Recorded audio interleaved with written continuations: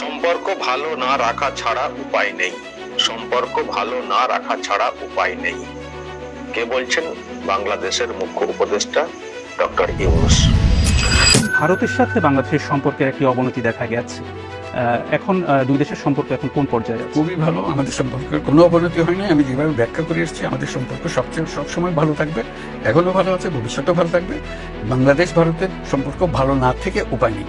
আমাদের সম্পর্ক এত ঘনিষ্ঠ, আমাদের পরস্পরের উপর নির্ভরশীলতা এত বেশি, এবং আমাদের ঐতিহাসিকভাবে, রাজনৈতিকভাবে, আমাদের অর্থনৈতিকভাবে আমাদের সম্পর্ক এত ক্লোজ সম্পর্ক, সেটার থেকে আমরা বিচ্যুত হতে পারবো। এই মেঘগুলো মোটামুটি এসছে অপপ্রচার থেকে। অপপ্রচারের সূত্র কারা, সেটা ওনারা বিচার করবে। সম্পর্ক ভালো না থেকে উপায় নেই কে বলছেন? বলছেন আমাদের সোনার বাংলার বিজেপির টাকা দিয়ে কেনা আরামবাগ টিভি শ্রী শফিকুল দাস। শ্রী শফিকুল দাস বাংলাদেশের উপদেষ্টাকে মূর্খ বলছেন। আবার বলছেন ডক্টর মোহাম্মদ ইউনূস। আরে গাঁজাখোর, আগে আপনি ভালো করে ব্যাখ্যা করে তারপর নিউজ করুন, তারপর তো আমরা বিশ্বাস করবো আপনি 1 গ্লাস খেয়েছেন না 2 গ্লাস খেয়েছেন। না মানে গরুর পেশাবের কথা বলছিলাম।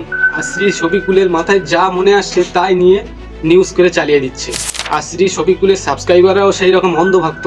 শ্রী শফিকুল যা বুঝিয়ে দিচ্ছে তারা তাই বুঝে লাফালাফি বাদিয়ে দিচ্ছে।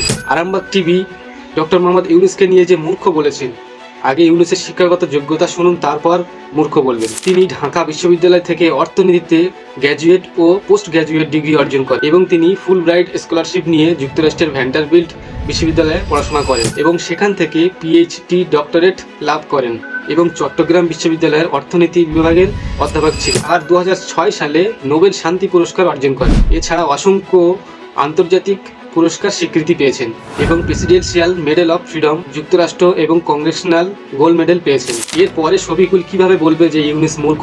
আমি তো মনে করি শফিকুল নিজেই একটা মূর্খ এবং বিজেপির পা চাটা গোলাম। সে শুধু হিন্দুত্ববাদী খবর চ্যানেলে আপলোড করেন। আর খুব তাড়াতাড়ি শফিকুলকে নিয়ে একটা ভিডিও বানাবো, তাতে শুধু ঘষা মাজা হবে শফিকুলকে নিয়ে। আর ভিডিওটি এই পর্যন্ত, আশা করি ভালো লাগবে। আর যদি ভালো লাগে অবশ্যই চ্যানেলটিকে সাবস্ক্রাইব করে পাশে থাকা বেল আইকনটি বাজিয়ে দিবেন আর আপনার নিজের মতামত কমেন্টে জানান। জয় হিন্দ, জয় হিন্দুস্তান, জয় ভারত।